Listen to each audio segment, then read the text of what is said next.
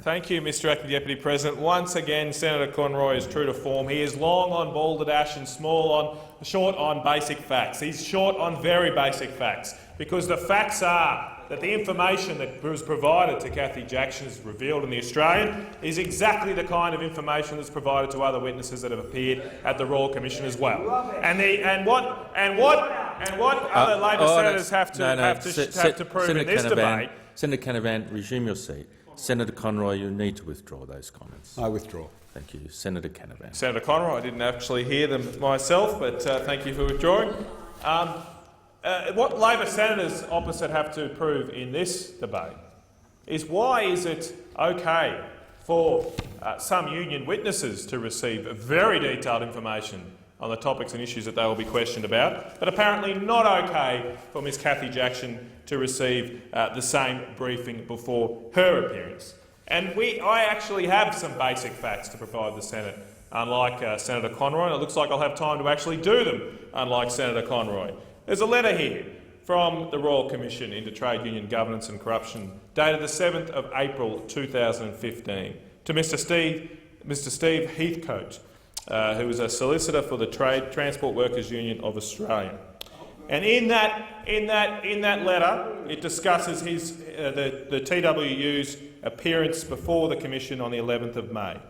And I quote directly from it: "The Commission would be grateful if a statement from Mr Burton would be provided on the following topics." Now, this letter in itself is more than a page long. I don't have time to read out all of the topics, but they go to the purchase of 2 Ford F-350s in 2012-2013. Senator Conroy was just saying there's some grand conspiracy over the identification of an account. Well, this goes to the actual details of 2 cars purchased, as well as a redundancy payment to an individual as well. That's not the only basic fact that I would like to present here during this debate. Another letter on the 30th of July 2014, again from the Royal Commission, to Mr Michael Doherty of Morris Blackburn, a lawyer for the TWU Australia, goes to their appearance between the 19th and 22nd of August 2014. Again, this letter is more than 3 pages long, detailing different issues that the Royal Commission would like to ask questions on, including the elections of positions to the Flight Attendants Association of Australia, the receipt and expenditure of monies by the Maclean Forum Limited, and the election of positions of office to the TWU in 2010. This is standard procedure for the Royal Commission, and there is nothing special about this. What is special about this is the continuing attempt from the Labor Party to distract attention from the contemptible behaviour that some union officials have engaged in. Another basic fact is that 4 CFMEU officials or connected to the CFMEU have been arrested. 26 union and ex-union officials are currently under investigation by police around the country. They are basic facts.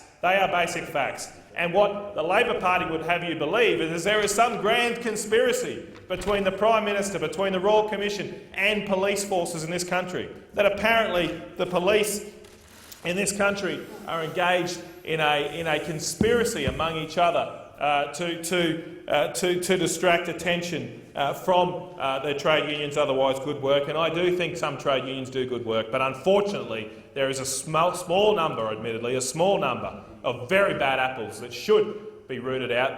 Their behaviour should be exposed, and any decent political party in this country would join with this government, with the police and with the Royal Commission in making sure those bad apples are gotten rid of, so that the hard-working and genuine trade union members of this country can receive proper and non-corrupt representation from their officials. But apparently the Labor Party, with their continuing campaign and continuing rolling out of red herrings on this issue, aren't interested in that. They're not interested in protecting the hard-working union members that these organisations are meant to represent. They're only interested in protecting the officials and the perks that those officials can often provide.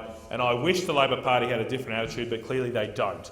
With a limited time available left, I'd like to say a couple of weeks ago the police made a visit to some CFMEU officers, and in response In response, CFMEU officials accused the police of being in hock to the Royal Commission, accused them of running a distraction campaign on behalf of the Prime Minister. What credible organisation in this country does not cooperate with police, and what credible political party in this country defends people who do not cooperate with police in this country?